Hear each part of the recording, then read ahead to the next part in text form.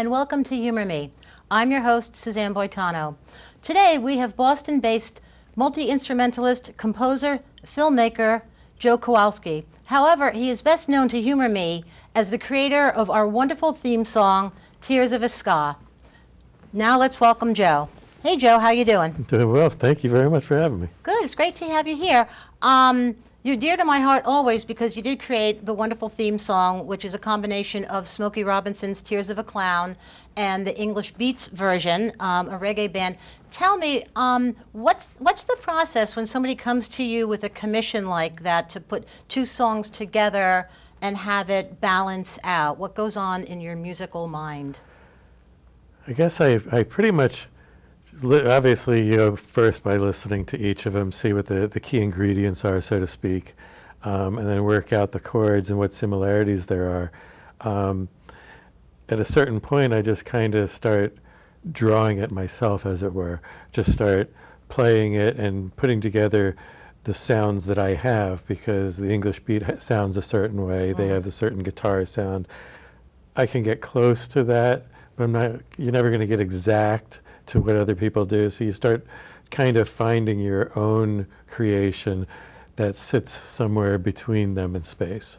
So it was just, you start by mimicking one and drawing on the other, and until you start making it something that's kind of more you, but mostly evocative of where you want it to be. Interesting. So a hybrid, but still with your touch on it, your sensibilities. Exactly. Like the synth lead is definitely a me type of thing. It doesn't exist in both of those pieces, but you need to have something to represent the vocal, as it were.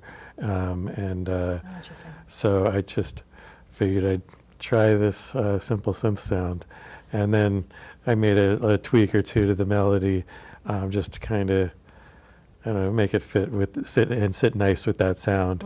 But for the most part, I was drawing from the English beat version and the energy that had, and just trying to pull that. But the bass that I used wasn't my real bass. I would normally grab a real bass and try to mimic it, but using a synth bass helped me to pull a little bit further from just trying to do an impression of them, because you're never going to do another artist that much justice. Right, that's great. Wow, I had no idea so much went into that. Oh, yeah. Thank you again so much. It's Thank just you. really just a wonderful addition to the show. So you do a lot of things, and since it's a humor show, I wanted to focus on sort of comedy in music, and I know you had what do we call a joke band? Is that okay? A gag band? Is that a good term for that? It's definitely a good term. Okay, so tell us about Larry Banilow. Well, it came out of mine and my friend Neil Graham, our joint appreciation for the wonder that is Barry Manilow. And all soft rock, really, from the 70s. It's just, it's great songwriting and arranging. Everything's impeccably produced. And so we just wanted to kind of have fun with that, but, we thought how fun it could be to take that, like Spinal Tap took metal, which almost can sort of be making fun of itself already. Yeah. But there's nothing jokey about Barry or Barbara. They're putting their heart and everything They're very into earnest. it. Very, very earnest. And we figured, our band, we created the whole story behind them, ranging from the late 60s through the 80s and 90s, like Grammy Award appearances. We figured everything out. It doesn't factor in, but we know their whole discography and what singles were on each record and what they were doing personally.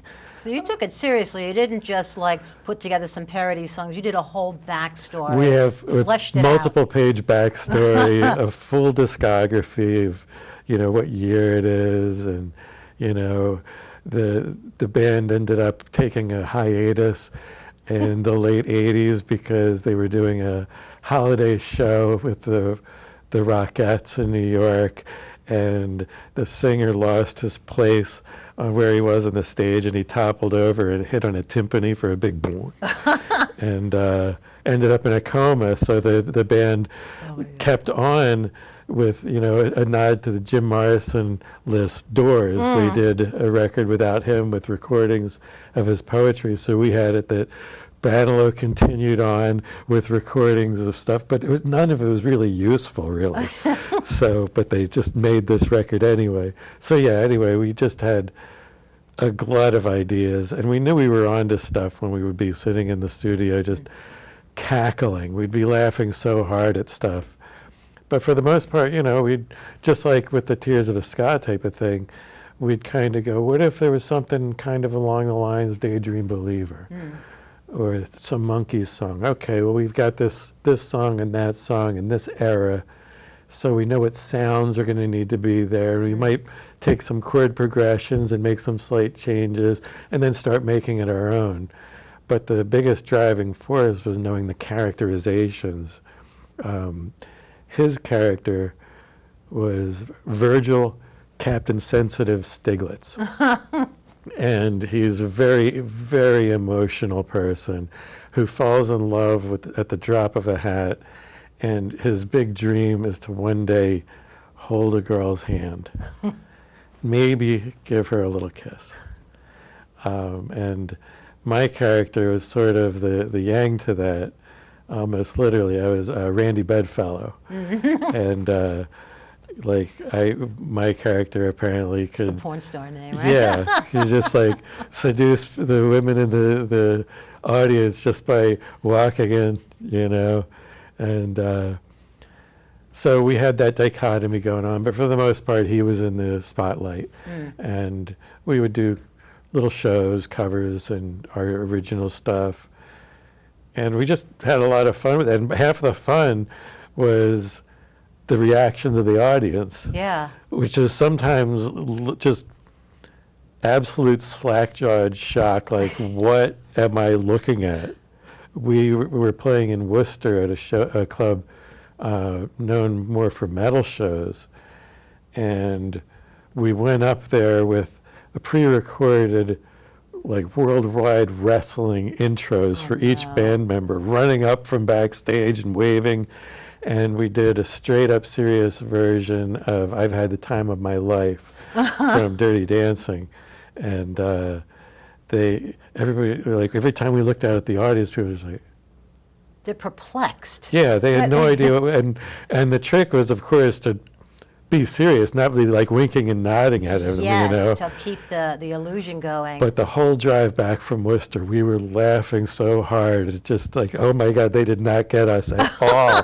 That was, remember with this? Oh my God. Now, is that satisfying or unsatisfying, or do you not mind? Or you feel like, what would you rather have, the sort of, you know, tongue-in-cheek appreciation, or just the what the... It's funny because in the past I would have always thought I'd be horrified to have people not like it. Not get it, right? Yeah. But if that happened, I wouldn't be talking about it today. Interesting. You know, it was just so fun, and it's you know, you just get the impression that they're going to be talking about this to their friends. They're not going to be glowing about it. They're not going to be excited. Oh my God, you get to see these guys, but they're going to remember this. Yes. And we had the polar opposite effect because this was our world tour, I think, in like 2008 or 9 or so. But it was our world tour of Worcester and Somerville. And we went to the Abbey Lounge. So that would date it. It was within a year or two of the Abbey closing. They were still open when we played, though.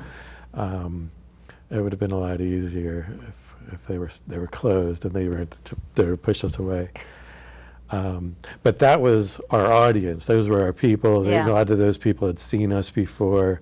So they knew where you were coming from and knew that this was a fun project. And it was a riot because we had people screaming and yelling and singing along.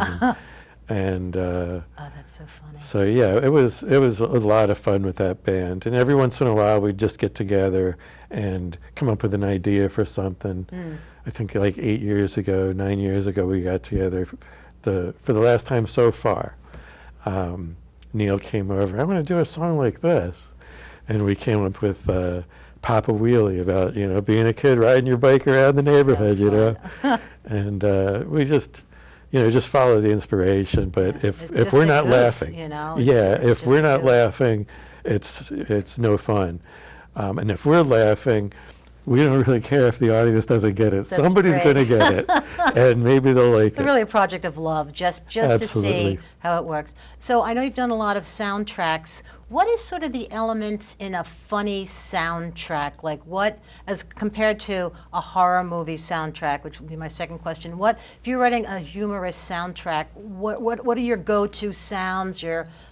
Take us through sort of like, I know in cartoons, there's a certain, it has a certain rhythm or so. What do you do to make something funny musically? Well, it kind of depends on the intent of the film. For sure. If it's a subtler comedy versus a cartoonish comedy, with a cartoon, you have to go big. Yeah. You want to really hit all of those moments make every exclamation point boldface, and just kind of. I guess it's all of the music composition for film is just about supporting the filmmaker's vision. And so whatever you can do to just kind of be at their back and supporting them. But I tend to especially like a little more subtle type of stuff as far as when I'm doing the comedy scoring, just like, I'm trying to think, I did a movie called Olive and the Samurai a few years ago for my friend, I think Brendan Boogie was involved in that. And he's done a lot of great stuff recently. But the whole premise was this woman was getting followed by this samurai who's got this unrequited crush on her. So there were plenty of opportunities, like they're sitting in a diner, and so it's like, what music is playing in the background? Don't score it. This is, I'm going to do, where there's something playing in the store, in the restaurant. What is everybody listening to? So I came up with just some sort of like, diner sounding music. So you can use clues and make ambient music rather than interesting. I love to kind of think the really I guess snobbish word for it is diegetic sound. This is music that the characters are hearing as well, and which could be quite profound because it's got that sort of double, meaning. Yeah, and I did another one. That characters get in the elevator. You got to have some sort of elevator music. So what's the song selection? And it was kind of a Banaloification of something. But in that case, I'm trying to pull it. Any of those cases, I'm trying to pull it from the original a lot more. So it isn't like, oh, that's this song. It's just kind of drawing on it as a starting point, just like you might go, I want to do something kind of like Starry Night, and you just start drawing some swirly stuff, but you don't want anybody to look at it in the end and say, oh, this is obviously somebody's subpar version of Starry Night. You want it to be its own thing. It's like background art in something where it's, so, and are the directors, because that's almost like creating another character, or really putting something in there, they're receptive to that, right? You have to just draw it very finely so it doesn't hammer a point that they're trying to perhaps more subtly make, right? Right. And there's always the sense that, you can't be surprised if they come back to you and say, oh, this is too much, or this isn't, I like this, can we take it further? Either way, it's like you can never deliver something thinking, okay, I'm done. It's, I've done like 80% of a movie, and only to have the director come back and say, I think we're going to go in a different direction. It's like my partner on that was pretty upset about that, because he and I put a lot of work into it, but at the same time, it's like, it happens. Yeah. It's ultimately, this is their project, and whatever you can. Vision. Exactly, and so if they want to they want to underline something more, or they want to be more subtle, or they just want an altogether completely different approach. Yeah. You have to be receptive and ready and just, okay, let's They might have scrap not that. even known until they heard what you did, and they're like, you know, you become sort of a bellwether for their Exactly. ideas. It's a great way to put it, because, yeah, it's they're thinking mostly about the visuals and the dialogue and all that stuff. Yeah. And sometimes you don't know what you want until you know what you don't want. Yeah. And you know, I don't know what's going to be right, but this isn't quite it. Yeah, that's great. It's Fair very, enough. very instructive for them, actually. Absolutely, yeah. Interesting. I loved your Zen and the art of commuting on public transportation. And again, ambient, I know your influence, one of your influences, Brian Eno. What's Love the him. different headspace between creating ambient music and a conventional song, or is there a difference for you when you set out to do it? For me, there absolutely is, and part of it is that it's a conventional song. It's a little story. You know, it's got its definitive start and end, and it should take you on a bit of a ride. You want to have some sort of arc to it and have it come back down. It's going to climax somewhere. It's got to take you on a little bit of a ride, where the ambient music for me is kind of not quite a static thing, but it doesn't have to have those sort of rises and falls and lifts and anything. It's kind of just an elongated headspace. So not a You know, narrative, just a right. feeling, It's perhaps. it's a feeling. It's a mode. It's kind of just a vibe, you know. And I like, especially Brian Eno is one of my favorites. I just love him, and his ambient music was a big influence on my exploring that stuff. And for me, almost every time I'd listen to one of his pieces, I'd think, "Oh, that was amazing," but I wish it was like 25 minutes longer, because I want to just completely get lost in it. And so a lot of mine, you know, if it's 8 minutes, it's short. And I have them where they'll go like 20, 25, 40 minutes long. Years ago, I did one back when CDs were more of a thing, and this was just really for me. I never really did anything with it. But, you know, the Flaming Lips, right? They had a record in the 90s called Zyreka, in which they had it was 4 CDs that were intended to be played simultaneously. And each Wow. one had a segment of the mix. And you'd push play on all of them, and they'd contribute to this massive sound. Oh my goodness. So I had the idea, well, what if I do that, but I make each CD a different length and let them all loop. So now it's not going to be over when the CD's over, because that CD's going to start over and the other 3D CDs are still playing. So I think one of my friends estimated that it would be like 10,000 years before the CDs would realign again. And I was like, well, that's perfect. It's like some strange So that's- cosmological. Finally, I did something that's long enough for me. It'll just last until I get sick of it or I die. Wow, that's spacey and fabulous. Oh my goodness. What's sort of the strangest or the most unique sound you've had to try to create, and what was it for? I know occasionally I see you on Facebook and you're like, I'm trying to get this sound, and I was intrigued by somebody going after a sound, and like, what is it, like, what's in your crayon box of things to try to, and what stands out in your mind is, boy, I need to nail this sound, and what was that like? Well, a lot of the times it's I'm not trying too hard to hit some little bullseye target, as it were, but I am chasing after something like that. But I'm allowing myself to kind of be a little wiggly with the end result. As long it doesn't have to be perfect, but it's in that vicinity. And I think one of the things that I had the most fun doing, I don't know if this is as on point to the question, but one of the Larry Manilow songs we did that was on that later record that the captain was in his coma. It's a track on our album. It's called A Hackwork Signora. And it's essentially, the whole song is kind of getting inside the headspace of Captain Sensitive as he's trying to write a song, and he's doubting whether anything he's doing is good. And so he's talking to himself in his head, he's thinking about this, he's chastising himself, he's getting distracted, and it's definitely like the weirdest thing I've ever done.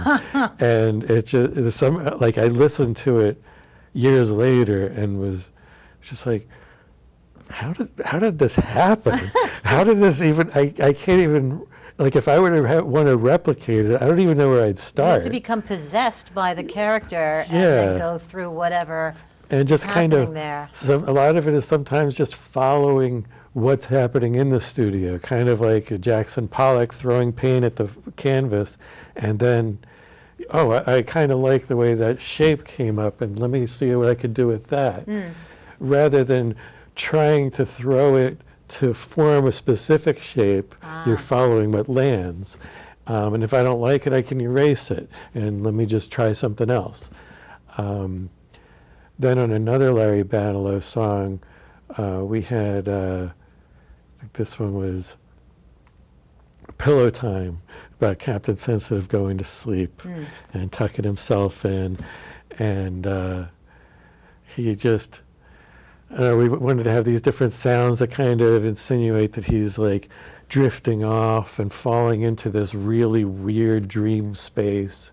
Not as scary psychologically as the first one. You kind of more, he's sleeping comfortably. Now it's pillow time. Just close your eyes and go to sleep. And a little bit of lullaby-ish, but with a little bit of a sinister undertone. But it's more of like, that's more of the silver lining on the cloud rather than the other way around. Right, excellent. You know. All right, well, let's enjoy one of Joe's songs now. We're going to listen to Home With You. Thank you.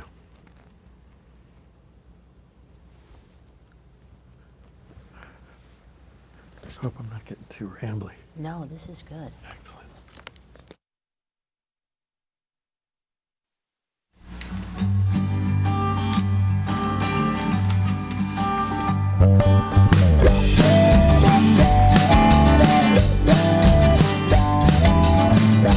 Video chatting, virtual catting.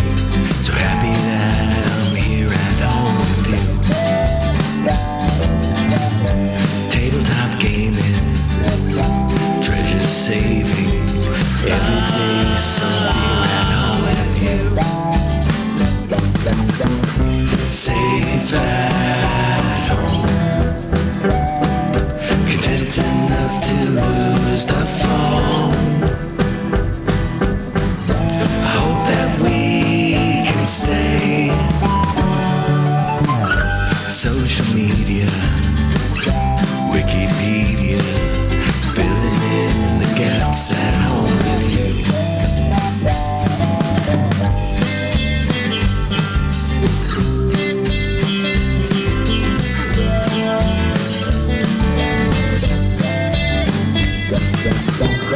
Safe at home,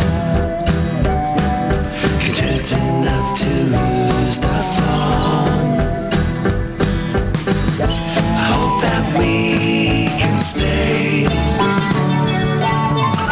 Streaming movies, feeling groovy, staying here, safe at home with you. I'm staying home with you. I'm safe at home with you. Outside is too unknown. I'm staying home.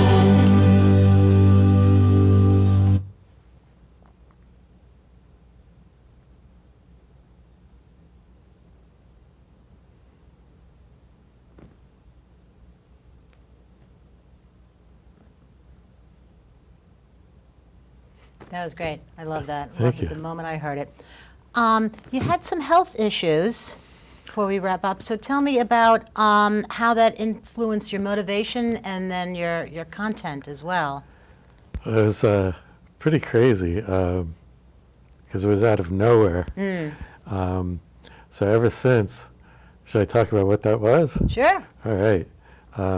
First, my wife had a stroke, and then a few days later, I had a heart attack. I went into the ER, and 10 days after that, I ended up with an emergency heart transplant. Wow. And so, having never been in the hospital in my life, my first surgery ever was A big one. Boy, you went right for the gusto. My mom says I don't do anything small. No, gee. So I ended up in the hospital for like close to 2 months, counting a week at physical rehab because I had to relearn how to walk. They had tubes in my legs for the heart-lung machine. I was instructed specifically not to move my legs. Wow. So I lost like 30 pounds and had to relearn how to walk and everything. Then spent 2 weeks at my sister's.